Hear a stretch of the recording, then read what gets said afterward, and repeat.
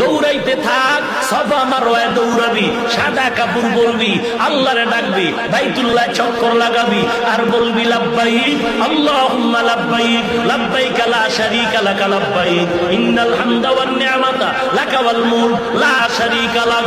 ও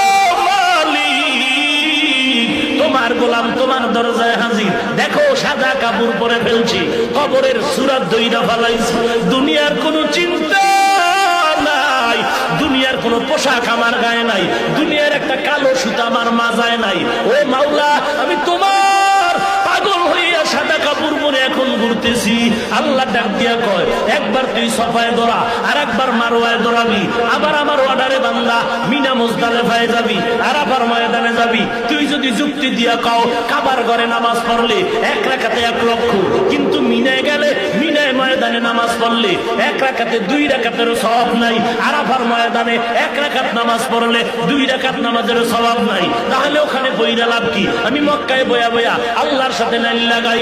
আল্লাহ বলে চালাকি করলে হবে না। ওরে বান্দা, তোর যুক্তি দিয়ে ইবাদত হবে না, ঈদ হবে না, আমি মাওলার গোলাম, আর আদেশ মানার দ্বারাই হবে ইবাদত। 1 লাখ বুঝি না, 50,000 বুঝি না, আমি বলছি আরাফার ময়দানে যাবি, খোলা আকাশে চিল্লায় কানবি, আমি মাওলা অর্ডার করছি মুজদালিফায় দৌড়াবি, পাথর টোকাবি, খাম্বায় ওই খুঁটির গোড়ায় গিয়ে পাথর মারবি, হাজারা দৌড়াইছে ওই সাফা মারওয়ায় তুইও দৌড়াবি, কোনো কেন নাই, মেনে নেওয়ার নামই হলো গোলাম। যুক্তিতে বুঝে আসে না, মিলাদুন নবী ঈদ করবো না কেন? যুক্তি টুক্তি চলবে না।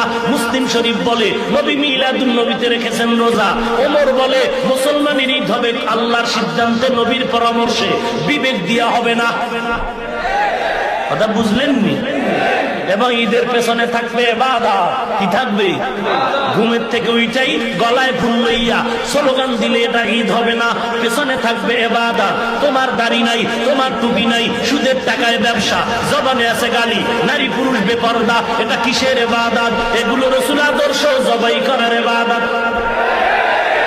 রসুলের আদর্শ বাদ দিয়া রসুলের মোহাব্বত হয় না। রসুলের মোহাব্বত হতে হলে রসুলের সুন্নতের আমল দিয়া হবে। আমার পীর সাহেবের সুন্নত না, রসুলের সুন্নত। আমি যে এত বাটপারি করতেছি, আমার পীরের দালালি না রসুলের? আমি যত চিল্লাইতেছি, আমি পীর সাহেবের নাম নিয়ে কইছি যে আমার পীর আছে একজন, তোমরা তার দ্বারে যাও, নাইলে জাহান্নাম রেডি। আমি যাহা কিছু বলছি রসুলের মোহাব্বত নিয়ে দালালি করতেছি।